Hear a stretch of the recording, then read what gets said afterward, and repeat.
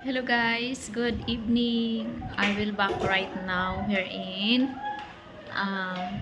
city. Finally, I have the connection because I was visiting there in the province. My parents, you don't have any signal, so that's the reason I just it's a 5 days I'm not to live streaming.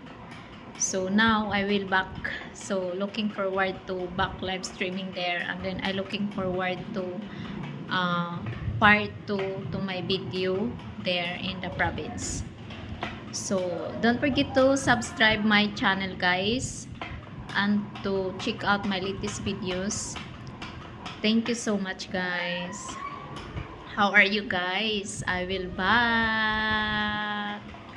Yes, finally I just want to raise my eyes there. See ya.